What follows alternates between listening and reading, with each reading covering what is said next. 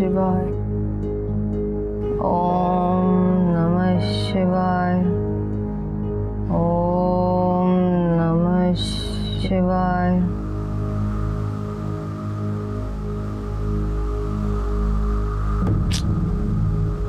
भानु बस हो गया, और नहीं होता मुझसे। कौन उठेगा 5 बजे? नींद भी पूरी नहीं होती, पूरा दिन खराब हो जाता है। ये तब तक हमें करना होगा जब तक हमें बच्चा नहीं होता।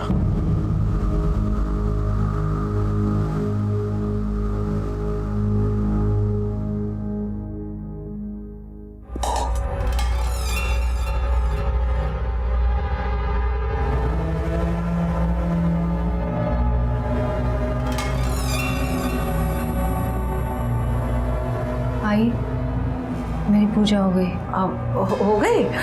अब ये ले, गरम गरम चाय पी ले। अब मैंने अच्छी तरह से अदरक डाल के बनाई है, ले पी।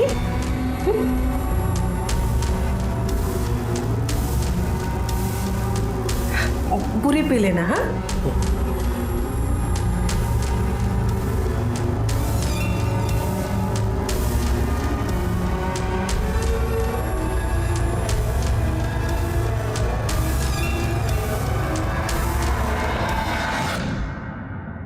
रीति, चलो जल्दी, कहाँ रह गई? बस आई 2 मिनट। चल। रोज का नाटक है तुम्हारा। अब आ गई ना, चल। तुम्हारी वजह से दुकान खोलने में देरी होती है मुझे रोज।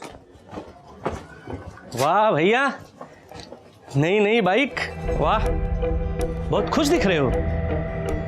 देखा, चकाचक बाइक, इस्त्री की हुई शर्ट, देखकर ही पता चलता है कोई कामयाब आदमी जा रहा है, हमारी तरह नहीं है। ये मुझे भीख में नहीं मिला, खून पसीने की कमाई है, मेहनत से कमाई है मैंने। इस घर में तुम अकेले ही हो ना जो मेहनत करता है, बाकी सब तो मुफ्त की रोटियां तोड़ते। सुबह सुबह अपनी छोटे भाई पे क्यों चिल्ला रहे हो? वो भी घर से बाहर, और कितनी बेइज्जती करवाना चाहते हो? जाओ।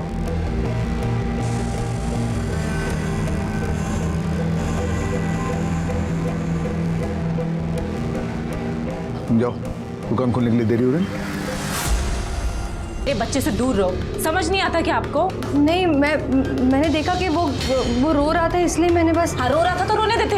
और मैं नहीं चाहती कि आपकी परछाई मेरे बच्चे पे पड़े, और आज के बाद मेरे बच्चे को हाथ मत लगाना। काय गए? हाँ, सुबह जो मैंने चाय दी थी वो पी तूने? हाँ, झूठ मत बोल। उसमें जो मैंने अदरक डाली थी वो मुझे किचन के सिंक में दिखी। क्यों नहीं पी चाय तूने? क्योंकि मैं जानती हूँ कि आप मेरी चाय में और भी कुछ मिलाती है। हाँ तो मैं वो चाय नहीं पीना चाहती। उस दवाई से मुझे बुखार आता है। उस बुखार में सुबह जल्दी उठकर मुझे पाठ पूजा करनी पड़ती है। मैं नहीं बर्दाश्त कर सकती। मुझसे समझ लड़ाई की। एक बात कान खोलकर अच्छी तरह से सुन ले मेरी। अगर इस घर में तुझे रहना है तो मेरी हर बात माननी पड़ेगी, समझे? किस मनुष्य घड़ी पे मेरे बेटी की नजर तुझ पे पड़ी और उसके सर पे तेरे साथ शादी करने का भूत सवार हुआ। मनुष्य कहीं की।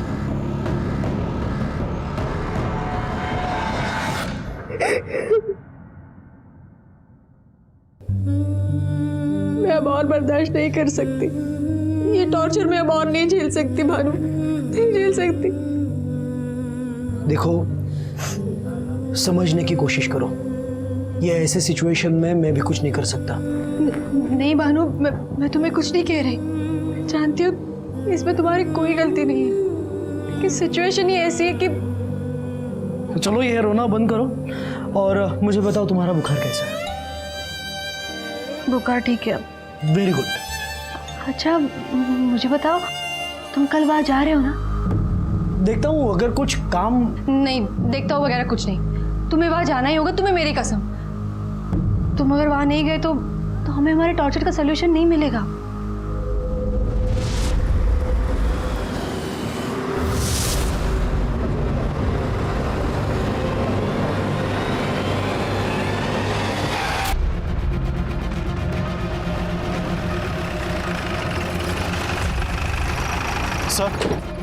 सर ये देखिए, यहाँ पर स्किड मार्क्स हैं। सर, इससे तो ऐसा ही लगता है कि ये एक्सीडेंट का केस है। आइए सर, चोट के निशान है। और सर, डेड बॉडी के पास से उसका आधार कार्ड, ये कुछ सामान और ये पर्स मिला है। और सर, पर्स में पैसे भी हैं, ये देखिए। मतलब ये मामला लूटपाट का नहीं है साहब? मैंने आदमी को रोड के इधर ऐसा पड़ा देखा तो आपको कॉल किया। एक्सीडेंट होते हुए देखा था? नहीं साहब। लोखंडे, सर। बॉडी को पोस्टमार्टम के लिए भेजो और परिवार वालों को शिनाख्त के लिए बुलाओ। ठीक है सर। ला इधर। नहीं जा रही हूँ। क्या कर रही? छोड़ छोड़ छोड़। क्या है ये कंकड़ पत्थर? इस अंगूठी में इतना पैसा डालने की क्या जरूरत है? हाँ काय बोलता है तुम्हें? आप जानते हैं ना ये बांझ है, बच्चा पैदा नहीं कर सकती, इसलिए मुझे सारे उपाय करने पड़ते हैं, पता है ना आपको? तुम भी तो ये। हेलो। क्या? देखिए, मैं आप लोगों की हालत समझता हूं, लेकिन इस केस से जुड़े कुछ सवाल हैं जो मुझे आपसे पूछने होंगे। भानु कब और कहां के लिए निकले थे? भानु रोज सुबह की तरफ काम पर चले गए थे। कहां काम करते थे वो? कांदिवली में बीएमसी में क्लर्क थे वो। कांदिवली? अगर वो कांदिवली में काम करते थे तो फिर नवी मुंबई के हाईवे पे कैसे पहुंचे? किसी खास काम से जा रहे थे क्या? हाँ सर, वो उसके ऑफिस का दोस्त है संतोष, उसके घर पे आज पूजा थी, लेकिन वो तो ऑफिस छूटने के बाद जाने वाला था पूजा में। बस बाइक थी, अभी भी ली थी, आज भी वो बाइक से ही गए थे। बाइक का नंबर क्या है? सर, एक बात समझ में नहीं आई। भानु की बॉडी के पास से हमें उसका फोन और पर्स तो मिला, लेकिन उसकी बाइक नहीं मिली। सर, अगर ये मामला वाकई में लूटपाट का होता तो हमें उसका फोन और पर्स भी नहीं मिलना चाहिए। लोखंडे, अभी ये डेफिनेटली कहा नहीं जा सकता कि ये एक एक्सीडेंट था या फिर प्लान्ड मर्डर। हो सकता है कि भानु के मरने के बाद खुद को बचाने की जल्दबाजी में उसने भानु का पर्स और मोबाइल वहीं छोड़ दिया हो। एक काम करो सर, भानु की बाइक का नंबर सारे पुलिस स्टेशन में सर्कुलेट कर दो। ठीक है सर। और सर, भानु नवी मुंबई में था, लेकिन इस बारे में उसकी वाइफ को बिल्कुल भी जानकारी नहीं कि वो उस वक्त नवी मुंबई में कर क्या रहा है। हो सकता है बीवी से छुप के कुछ काम कर रहा होगा या कोई लफड़ा वगैरह होगा। फिलहाल उसकी बाइक का तो पता करो। ठीक है सर। आई, संभालो अपने आप को। लो, थोड़ा पानी पी लो।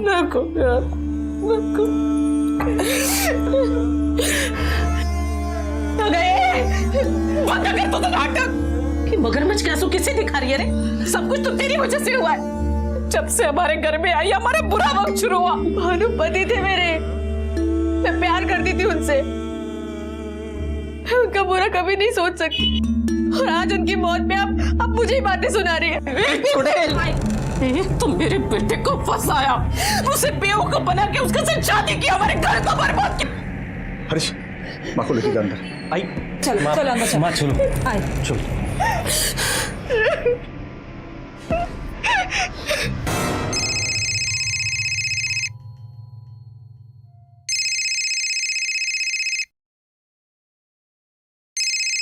प्रीति सुनो, मैंने सारे पेपर्स तैयार करवा लिए। कल सुबह ही हमें वहां पहुंच जाना चाहिए। अब देखना, हमारे सारे सपने पूरे हो जाएंगे। जो सोचा था सब कुछ। हरीश, आया।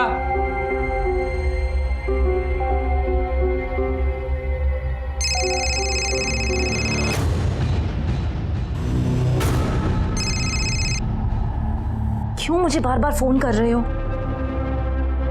मैंने कहा ना कि मैं नहीं आ सकती, पॉसिबल नहीं है। हाँ, अच्छा, मैं तुमसे बाद में बात करती हूँ, ठीक है? बाद में।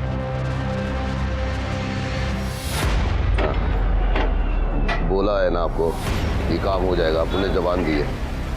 ए, कितना टाइम हो जाएगा? अरे हो जाएगा ना साहब, 15-20 मिनट तो जाएगा। वो फुटरेस्ट और फ्रेम मुड़ गया ना साहब। क्या ऐसी कुछ बात हुई? कब निकलने वाली वो? उसने तो यही कहा था कि वो निकल चुकी है। निकल चुकी? तो अब तक तो पहुंच जाना चाहिए था ना उसे। ये आजकल के बच्चे भी ना, अरे उसका फोन भी ऑफ है, तो कैसे पता चलेगा कब निकली है वहां से, कब पहुंचेगी यहाँ पे? सर, भानु के पोस्टमार्टम रिपोर्ट के मुताबिक उसकी मौत 10 अगस्त की सुबह 10 से 11 बजे के बीच में हुई है। और सर, इससे एक खास बात पता चली है, भानु के सर पे किसी भारी पत्थर या रॉड से एक बार नहीं बल्कि कई बार मारा गया था। इसका मतलब साफ है लोखंडे कि ये कोई चोरी लूटपाट का मामला नहीं है, भानु को टारगेट करके मारा गया है। और सर, ये रही भानु की पिछले 1 महीने की कॉल डिटेल्स और कॉल लोकेशन। सर, इसके मुताबिक भानु घर से ऑफिस नहीं बल्कि सीधा नवी मुंबई हाईवे पे गया था। और सर, इसके मुताबिक वो पिछले 1 महीने में कभी भी उस हाईवे पे नहीं गया। उसके कॉल रिकॉर्ड में कुछ सिग्निफिकेंट मिला? नहीं सर, पिछले 1 महीने में उसकी ज़्यादातर बातचीत फैमिली या दोस्तों ने किए थे, और उसमें ऐसा कुछ खास नहीं मिला जिस पर शक किया जा सके।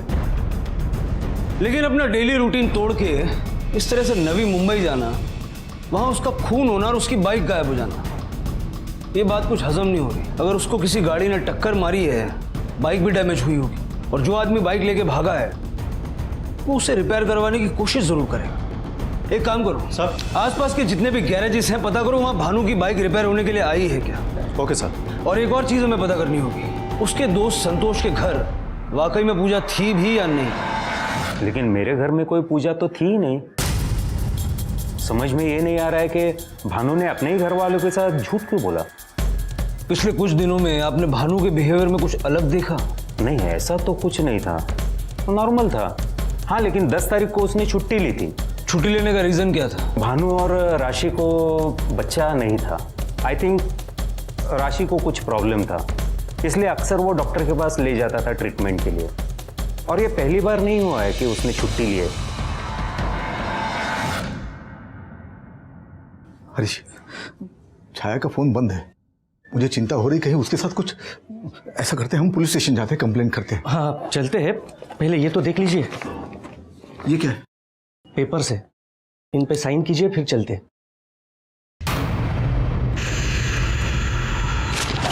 शर्म, बड़े भाई की मौत हुई है, बहन 2 दिन से लापता है, तो तुझे प्रॉपर्टी की पड़ी है। आप गलत समझ रहे। मैं अकेले जा सकता हूँ पुलिस स्टेशन? पेपर्स लिखे आ रहे मेरे सामने। सर, ये मेरी बेटी छाया है, पूना में रहती है। कल रात को वो पूना से यहाँ आने के लिए निकली, लेकिन अब तक पहुंची नहीं। और सर उसका फोन भी ऑफ लग रहा है। पुणे में कब से है आपकी बेटी? 4 महीने हो गए सर। ग्रेजुएशन करने के लिए गई है। कौन से ईयर में है? 2nd ईयर में सर। 2nd ईयर में है और 4 महीने से पुणे है। कोर्स के बीच में से गई क्या? ऐसा क्यों? वो सर ये है कि वो जो कोर्स कर रही वो पूना में अच्छी तरह सिखाया जाता है, इसलिए पूना में भेजा है उसे। जहाँ वो पीजी में रहती है वहाँ का नंबर तो होगा ना? जी। वहाँ का नंबर दे दीजिए, हम पुणे पुलिस को इन्फॉर्म करते हैं। आपकी बेटी को ढूंढेंगे और हमें आपसे अकेले में कुछ बात करनी है।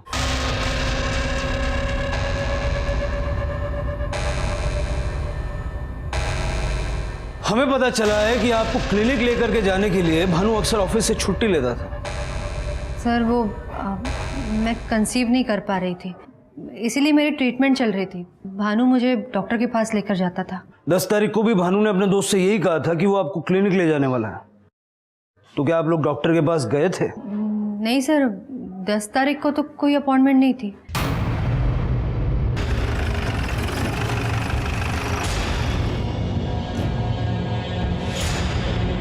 ये जो 1989 नंबर का बाइक है, ये लेके जो आदमी आया था उसका हुलिया याद है? सब ठीक से देखा नहीं साहब मैंने। कुछ भी याद है उसके बारे में? हाँ साहब, मैं जब बाइक ठीक कर रहा था ना तो आदमी फ़ोन पे बात कर रहा था। मुझे आधा घंटा लगा बाइक रिपेयर करने के लिए, तो आधा घंटा वो आदमी फ़ोन पे ही बात कर रहा था। कितने बजे की बात है ये?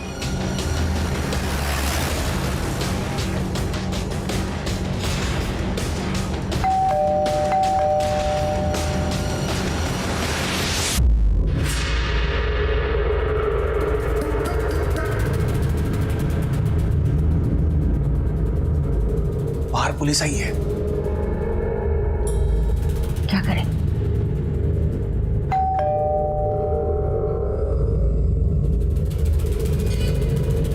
जी, ये मुंबई से सब इंस्पेक्टर लोखंडे है। इस केस के सिलसिले में आपसे कुछ पूछताछ करना चाहते हैं सर। जी कहिए। आपके यहाँ एक छाया नाम की लड़की आई थी पीजी में, कहाँ है वो? वो तो 15-20 दिन ही आ रही और 4 महीने पहले यहाँ से कहीं चली गई। चली गई? अभी कहाँ रहती है वो? पता नहीं। अच्छा, इतना तो पता होगा ना कि किस कॉलेज में पढ़ती है वो? जी नहीं। ठीक है।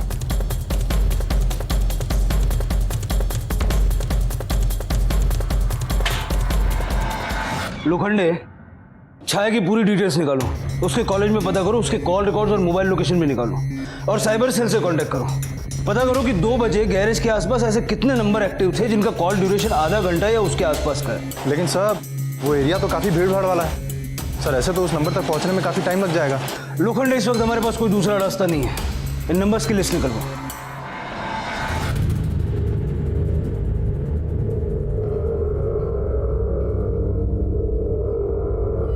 गए वो लोग।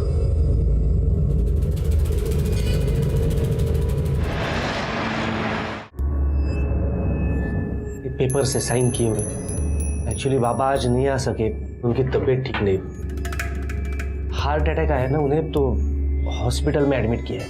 ठीक है, मैं देख लूँ। छाया तो 4 महीने से क्लास में आई नहीं। उसका भाई भानु आया था, कह रहा था कि उसे वापस मुंबई लेकर जा रहा है। क्योंकि उसकी तबीयत ठीक नहीं थी इसलिए उसे कॉलेज छोड़ना पड़ा। ये उसकी बेस्ट फ्रेंड है ट्विंकल। सर मैं और छाया एक ही बेंच पे बैठते थे, पर हमारी ऐसी कोई दोस्ती नहीं थी। मुश्किल से 15-20 दिन ही क्लास अटेंड की थी उसने। छाया ने कभी तुमसे कोई बात शेयर नहीं की अपनी फैमिली के बारे में या किसी खास के बारे में? फैमिली के बारे में तो नहीं, पर हाँ मनीष के बारे में बताया था।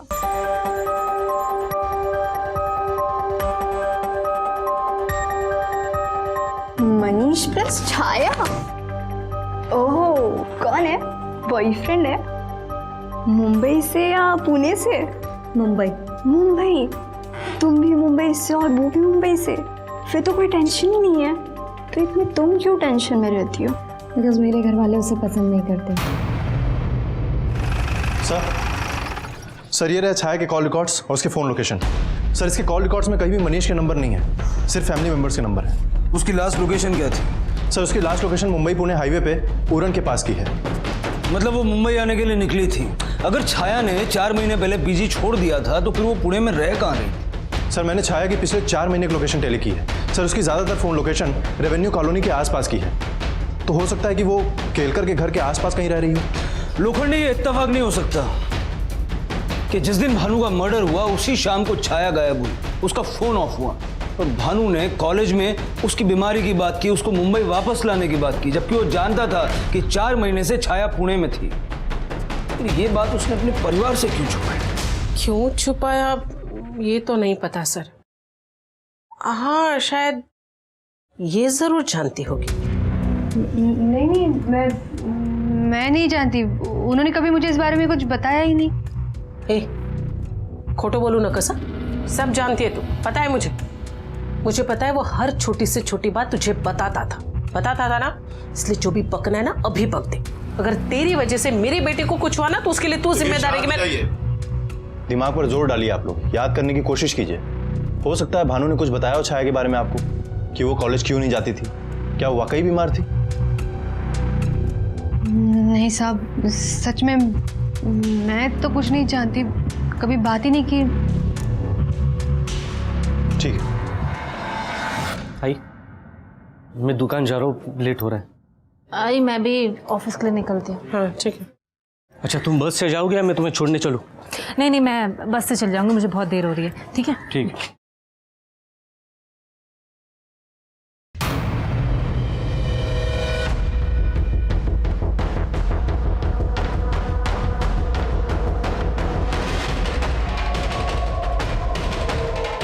अच्छा मुझे स्कूटर से ही छोड़ दो ना। 1 मिनट, पहले तो देरी नहीं हो रही थी, अभी क्या हुआ अचानक? मैंने सोचा कि मैं बस स्टॉप जाऊंगी, बस का इंतजार करूंगी और देर हो जाएगी, इससे बेटर है कि तुम मुझे स्कूटर पे ही छोड़ दो।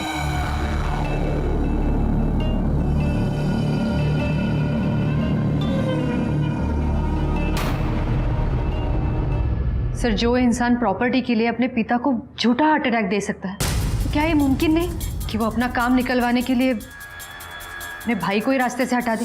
अरे ये सब क्या है? क्या है ये सब? तुम्हारी हिम्मत कैसी हुई ये सब करने की?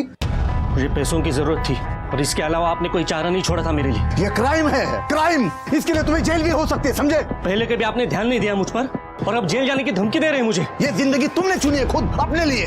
बिना मेहनत किए कोई फल नहीं मिलता। तुमने बिना मेहनत किए फल पाना चाहा, अपने भाई की जाली साइन मारकर प्रॉपर्टी बेचना चाहा। वो वकील को बोल दिया कि मुझे हार्ट अटैक आया। प्रॉपर्टी को लेकर झगड़े होते, वो भी इस हद तक कि हरीश भानु की जान ले सकता था। दादा, तुमने पापा को प्रॉपर्टी बेचने के लिए मना क्यों किया?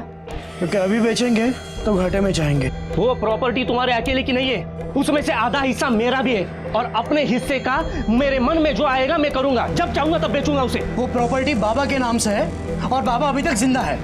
हाँ, तुम्हारा पेट भर गया ना, अभी सरकारी नौकरी मिली है, तुम्हारी लाइफ सेट है, इसलिए ज्ञान दे रहे हो मुझे। मेरी तरह बाबा के साथ राशन की दुकान में झक मारनी पड़ेगी ना, तब पता चलेगा तुम्हें। चिल्लाने की जरूरत नहीं है, तुम्हारा प्रॉब्लम तुम्हें ही सॉल्व करना होगा।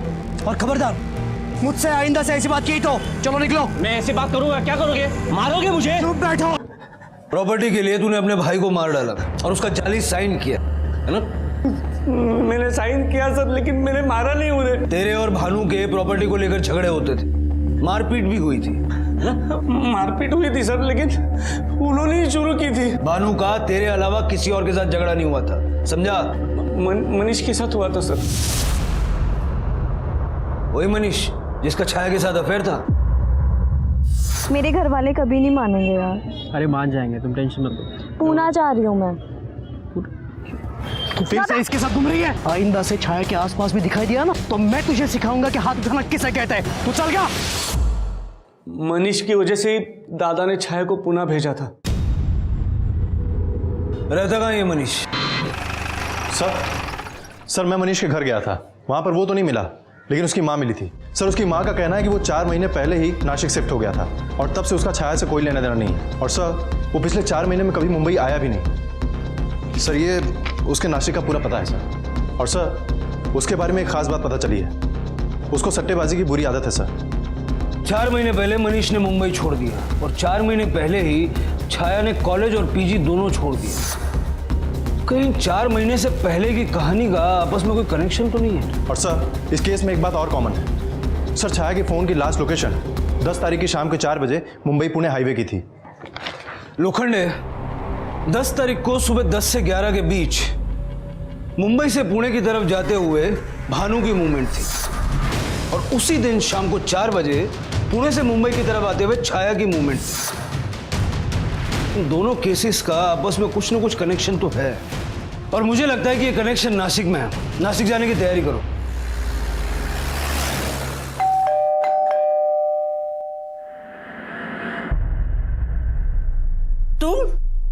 तुम यहाँ क्या करने आई हो? कहाँ है वो? कौन? बताइए मुझे, कहाँ है वो? अरे कहाँ है वो? यहाँ मैं और मेरे पति के सिवाय और कोई नहीं है। अरे क्या ढूंढ रहे हो? मैंने कहा ना कोई नहीं है। मैंने कहा ना 4 महीने पहले ही वो यहाँ से चली गई है। झूठ बोल रहे हैं, मैं जानती हूँ छाया यहीं पे है। साफ साफ बताइए वो कहाँ है, वरना क्या करोगी? पुलिस में जाओगी? जाओ जा पुलिस में जा। अरे जा ना।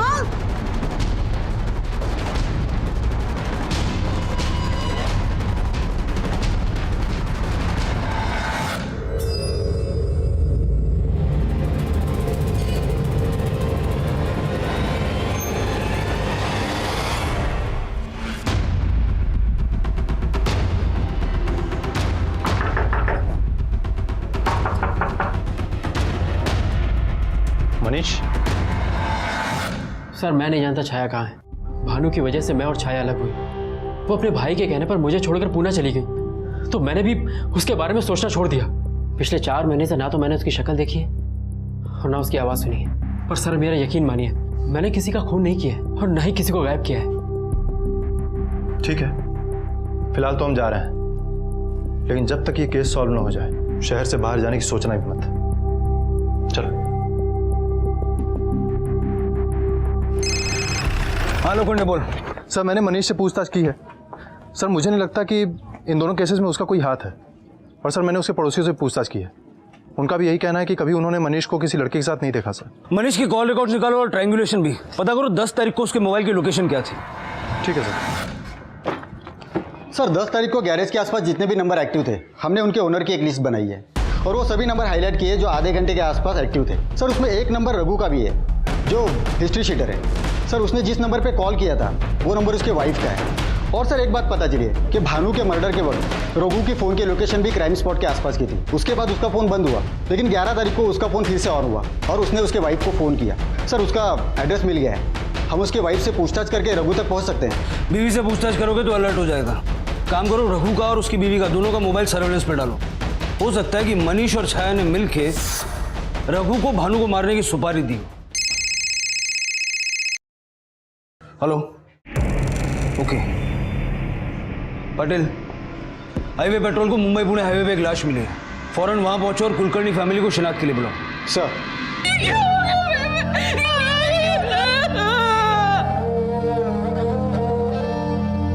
साइबर सेल से कांटेक्ट करो, उनसे कहो कि जैसे ही छाया का फोन ऑन होता है हमें इन्फॉर्म करें। सर।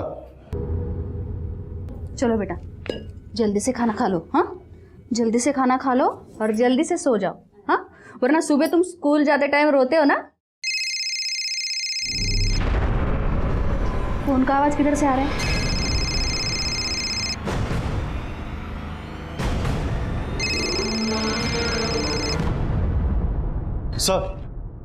सर छाया का ये फोन एक 10 साल के बच्चे के पास देवलाली में मिला है। सर इसको ये फोन तब मिला जब वो झाड़ियों में अपना क्रिकेट बॉल ढूंढ रहा था। और सर फिंगरप्रिंट एक्सपर्ट ने इसकी फिंगरप्रिंट्स ले ली है, जल्दी रिपोर्ट आ जाएगी। और सर ये रही छाया की पोस्टमार्टम रिपोर्ट। सर इस रिपोर्ट के मुताबिक छाया ने भी कुछ दिन पहले ही बच्चे को जन्म दिया था।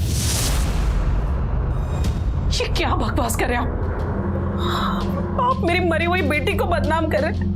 अरे मेरी छाया की तो शादी भी नहीं हुई थी, फिर वो प्रेग्नेंट कैसे हो सकती है? पूरे परिवार में से किसी को भी नहीं पता कि छाया प्रेग्नेंट थी।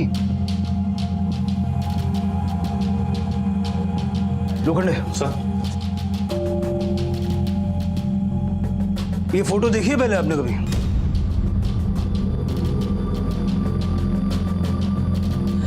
ये छाया का मोबाइल है और ये फोटो उसने अपने मोबाइल से आपको भेजी थी। अब भी आप ये कहेंगे कि आपको कुछ नहीं पता? बताइए, सच क्या है? मुझ में कभी कोई प्रॉब्लम ही नहीं थी। बाकी लड़कियों की तरह मैं भी मां बन सकती थी। मेरे पति भानु कमी उनमें थी। उन्हें शर्मिंदगी से बचाने के लिए मैंने ये ब्लेम खुद पर ले लिया। फिर कुछ महीनों बाद छाया ने मुझे बताया कि वो प्रेग्नेंट थी। अगर अबॉर्शन होगा भी तो भी मैं नहीं करवाऊंगी। मैं अपने ही बच्चे को कैसे मार दूं वही नहीं। और अगर मैंने इस बच्चे को रखा तो घर वाले मुझे मार देंगे। मुझे तो कुछ समझ में नहीं आ रहा मैं क्या करूं। देखो छाया, तुम जैसा चाहोगी ना बिल्कुल वैसा ही होगा। तुम टेंशन मत लो, कोई ना कोई रास्ता निकाल लेंगे छाया। मुझे बच्चा चाहिए था सर, और इसीलिए मुझे एक उपाय सूझा। ये कभी नहीं हो सकता और मैं होने नहीं दूंगा। मेरी बहन उस लफंगे मनीष के बच्चे को जन्म नहीं देगी। भानु प्लीज, कोई सुन लेगा तो? सुनने दो। देखो एक बार मेरी बात ठंडे दिमाग से सुन लो। देखो हम छाया को पूना भेज देंगे। वहाँ मेरी पड़ोसी थी ना मिस्टर एंड मिसेस केलकर, उनके पास। छाया का बच्चा शहर के बाहर पैदा होगा तो किसी को पता भी नहीं चलेगा और फिर हम उसे अडॉप्ट कर लेंगे। छाया का बच्चा उसकी आंखों के सामने रहेगा। इससे अच्छी बात और क्या हो सकती है? क्या फालतू जैसे सपने देखने लगे तुम? जो नहीं हो सकता वो नहीं हो सकता। ठीक है तो मैं सबको सच्चाई बता देती हूँ। क्या बताओगी तुम? कि हमारा बच्चा क्यों नहीं हो सकता। इस रोज रोज के टॉर्चर से तो बच जाऊंगी मैं। कहीं ऐसा तो नहीं कि आप इस टॉर्चर से तंग आ चुकी थी और भानु ने भी आपका साथ नहीं दिया और इसी गुस्से में आके आपने भानु को मरवा दिया? नहीं सर, मैं अपने पति से बहुत प्यार करती थी। ऐसा कुछ करना तो छोड़ो, मैं ऐसे सपने में भी नहीं सोच सकती थी। मुझे तो ऐसा लगता है कि इस सबके पीछे केरकर फैमिली का हाथ है। छाया उनके यहाँ पीजी के तौर पे रहती थी। मैं वहाँ हर रोज फोन करती थी। एक दिन उन्होंने बताया कि छाया वहाँ रहती ही नहीं, वहाँ से कहीं और चली गई है। सर उसे पीजी से निकालने का कोई प्लानिंग नहीं था। उसे कॉलेज से निकलवाना पड़ा था क्योंकि उसका पेट दिखने लगा था और उसे आराम की जरूरत थी।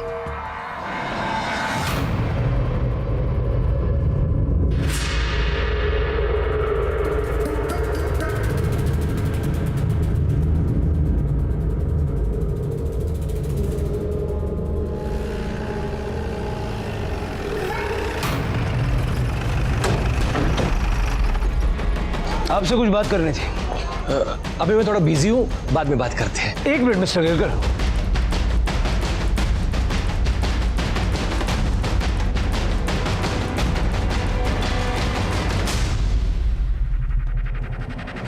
आपको इस मिल्क पाउडर की क्या जरूरत पड़ गई? डॉक्टर ने बोला कि मेरी उम्र होने की वजह से नॉर्मल दूध मेरे लिए डाइजेस्ट होना बहुत मुश्किल है, इसीलिए उसके जगह पे ये ले रहा हूँ मैं। आप लोग जानते थे कि छाया प्रेग्नेंट थी? नहीं साहब, हमें तो बिल्कुल पता नहीं था। और जब छाया यहाँ रहने आई तभी ऐसा लगा नहीं ना कि वो प्रेग्नेंट है।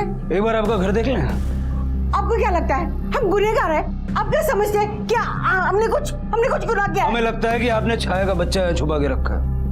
नहीं, ऐसा कुछ नहीं है। ममता आपको गलतफहमी हो ममता गई। शांत हो जाओ, शांत हो जाओ, देखने दो उन्हें, देखने दो। जाइए सर, आप देखिए। बाबा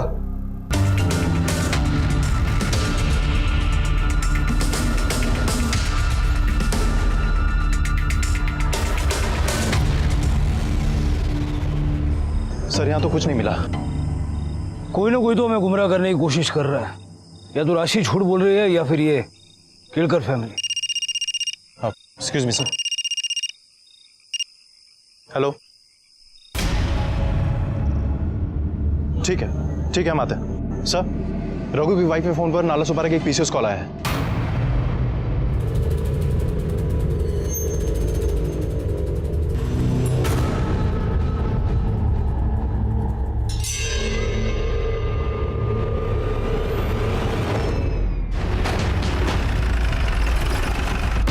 हाँ साहब, यहीं से फ़ोन किया। मेरी दुकान पे पान खाने अक्सर आता रहता। कहाँ रहता है ये? पीछे वाली बस्ती में खोली नंबर 10 में रहता।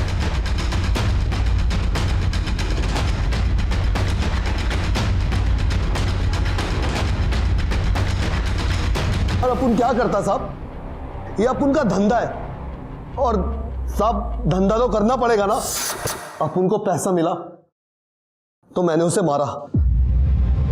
किसने दिया पैसा? वो सब अंगद ने साहब। सर, मैं और प्रीति एक ही ऑफिस में काम करते थे। हमारा अफेयर चल रहा था। सर, भानु भैया को मेरे और अंगद के बारे में सब कुछ पता चल गया था। उसके बाद से वो मुझे ब्लैकमेल कर रहे थे। अगर तुम चाहती हो कि तुम्हारी ये अफेयर वाली बात घर में किसी को ना पता चले तो मैं जो बोल रहा हूँ वो सुनो। हारिज के दिमाग से ये प्रॉपर्टी बेचने वाला ख्याल निकाल देना, समझी? नहीं तो मुझे 2 मिनट नहीं लगेंगे घर में ये बात सबको बताने के लिए। सर, फिर उसके बाद मैंने अंगद को बताया कि भानु भैया को हमारे बारे में सब कुछ पता चल गया है। सो आज के बाद ना तो हम मिलेंगे ना ही फोन पे बात करेंगे और हमारे बीच के रिश्ते को भी खत्म कर रही। ऐसे कैसे खत्म हो जाता? मैं प्रीति से प्यार करता था, उसके साथ रहना चाहता था, लेकिन उसके लिए भानु को रास्ते से हटाना जरूरी था। इसलिए मैंने उसकी सुपारी रघु को दी। सर एक मिनट। सर, छाया के फोन पर मनीष के फिंगरप्रिंट्स मिले हैं। इमीडिएटली नासिक पुलिस को कांटेक्ट करो, उनको बोलो मनीष को उठा लें। 4 महीने से तूने छाया की शक्ल तक नहीं देखी, लेकिन उसके मोबाइल पे तेरे फिंगरप्रिंट्स कैसे? सर, मैं छाया से सचमुच बहुत प्यार करता था और उसका बड़ा भाई भानु वो हमें कभी नहीं मिलने देता। आइंदा से छाया के आसपास में दिखाई दिया ना तो मैं तुझे सिखाऊंगा कि हाथ उठाना किसे कहते हैं। समझ गया? निकाल। बल्कि वो तो हमारा बच्चा होता ही उसे ले जाने वाला था, पर पता नहीं फिर उसे लगा कि बच्चे को माँ की जरूरत है, इसलिए उसने 1 महीने के लिए बच्चे को छाया के पास छोड़ दिया। उस दिन जब राशि का फोन आया कि भानु की डेथ हो गई, उस दिन मैं छाया के साथ ही था। चुप हो जा बेटा, संभाल अपने आप को और मेरी बात मान। बच्चे को हमारे पास छोड़ के जा, हम उसका ख्याल रखेंगे। क्यों? हाँ, मैं इसे छोड़ के कहीं नहीं जाऊंगी। मैं अपने घर वालों को सब कुछ सच सच बता दूंगी। मेरा बेटा है, मैं इसे लेकर जाऊंगी और मैं अभी मुंबई जाऊंगी। अरे सर, केलकर फैमिली चाहती थी कि बच्चा उन्हीं के पास रहे, इसलिए उन्होंने मुझे एक डील ऑफर की। अगर ये बच्चा तुम हमें दे दो तो ये सारे पैसे तुम्हारे हो सकते हैं। अरे मैं तो दे दूं, पर वो नहीं मानेगी। हम तुम्हें इतना पैसा इसलिए दे रहे कि तुम कोई प्लान बनाओ। क्या, कैसे, ये तुम सोचो। सर, मैं सट्टा खेलता था, जिस वजह से मुझ पर बहुत सारा कर्जा हो गया था। सर, मैंने सोचा कि मुझे इससे अच्छा मौका नहीं मिलेगा अपना सारा कर्जा चुकाने के लिए, इसलिए मैं छाया को लेकर मुंबई की ओर निकला। फिर मैंने रास्ते में गाड़ी रोक दी, फिर मैंने छाया की लाश को वहीं हाईवे पर ठिकाने लगा दिया और बच्चा लाकर केलकर फैमिली को दे दिया और पैसे लेकर निकल गया। जिस पैसे के लिए तूने छाया की जान ली और अपने ही बच्चे को अनाथ कर दिया, वो पैसा तेरे किसी काम नहीं आएगा। क्यों पता है? क्योंकि तू जिंदगी भर जेल में सड़ेगा। चल बोल, बच्चा कहाँ है? सर, बच्चा अभी भी केलकर फैमिली के पास है।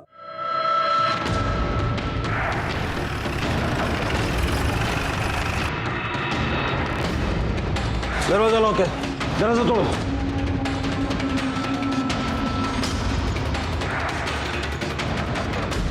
पूरा घर अच्छे से देखो। सर।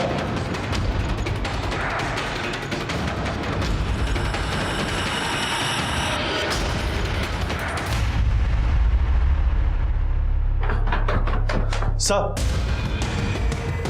आइए सर। पुलिस की तमाम कोशिशों के बावजूद वो अब तक छाया के बच्चे और केलकर फैमिली तक नहीं पहुंच पाए हैं। उनकी तलाश अब भी जारी है। रघु को भानु के कत्ल के लिए, अंगद को भानु के कत्ल की साजिश के लिए और मनीष को छाया के कत्ल के लिए गिरफ्तार किया गया और ये तीनों इस वक्त न्यायिक हिरासत में हैं।